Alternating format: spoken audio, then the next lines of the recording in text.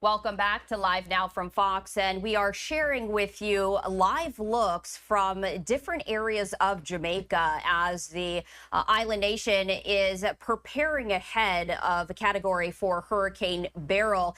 For more on that, we want to head to Michael Brennan, who is the director of the National Hurricane Center, for more on the very latest.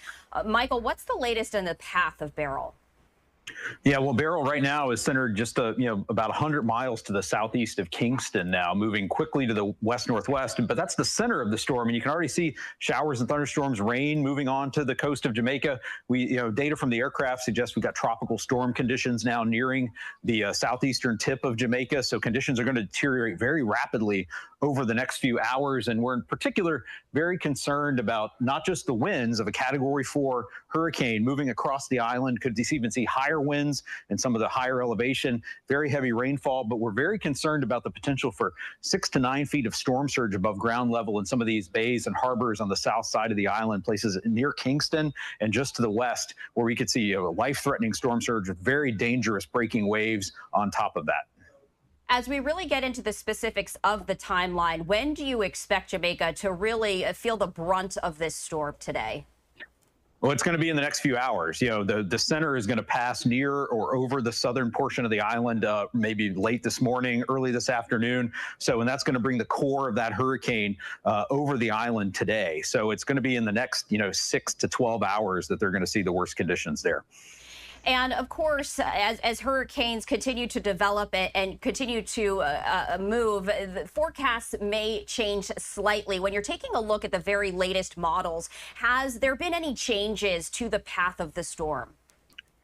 Not really for the first couple of days. We expect the center to move near or over Jamaica today and near or just south of the Cayman Islands tonight and early Thursday, and then move over the Yucatan Peninsula of Mexico Thursday night and Friday, and then emerge into the southern Gulf of Mexico over the weekend, and then perhaps a northward turn that could threaten northeastern Mexico and Texas as we get from Sunday into Monday. Still a lot of uncertainty that far out in the forecast, 4 or 5 days from now. But folks along the Gulf Coast, especially in Texas, you think we're going into a holiday weekend, people may unplug and sort of disconnect. You want to make sure you're checking in, at least a couple times a day for updates to the forecast. Be on the lookout for any watches or warnings that might be issued as we go through the next couple of days. I want to go back in time now, Michael, because Eastern Caribbean islands are now cleaning up from the devastation left behind by Beryl. We know that there have been at least 6 reported deaths because of the storm. As the National Hurricane Center takes a look at the data, takes a look at the damage and the devastation left behind, what can you glean from that? Well, we're still dealing with the storm now. So we go back and we do a pretty thorough post-analysis of every storm, but that's going to have to wait until after we get through the threat that Beryl still poses to Jamaica downstream into the Gulf of Mexico over the next several days. And it can take weeks and even months to gather all the data in terms of the impacts, the meteorological data, and do that post-analysis. But we will get that done as we get through the rest of this season and into the off-season next year. I also want to talk about the different categories of storms. We hear Cat 5, we hear Cat 4. Cat 5, obviously incredibly powerful. Beryl now downgraded to a Cat 4. For folks perhaps unfamiliar with these terms, when we hear Cat 5, Cat 4, Cat 3, can you break down the impact and just the significance, the power of these storms, so people hearing these phrases can really hone in on the potential impact?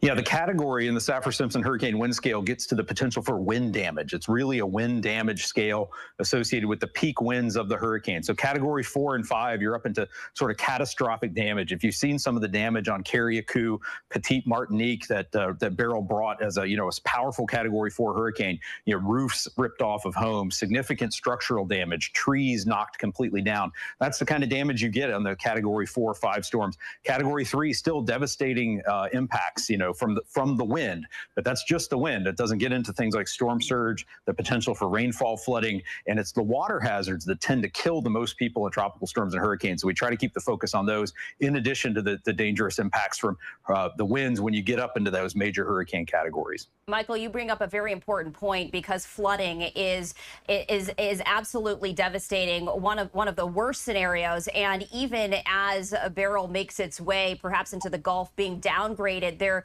But folks still really need to pay attention, really need to take this seriously. So I appreciate you bringing that to our attention. Anything else that you really are focusing on right now as you continue to track the storm?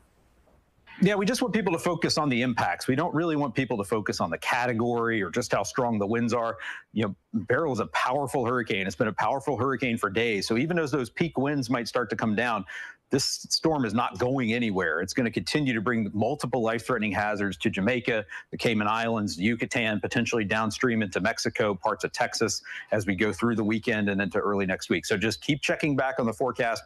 Be on the lookout for watches and warnings issued for your area, and make sure you find your trusted sources of information as we go through the week and into the weekend so that you can keep up with the latest. And always come to the Hurricane Center at hurricanes.gov. We've got the latest information for you here. All right, Michael, as always, thank you so much for taking the time to speak with us.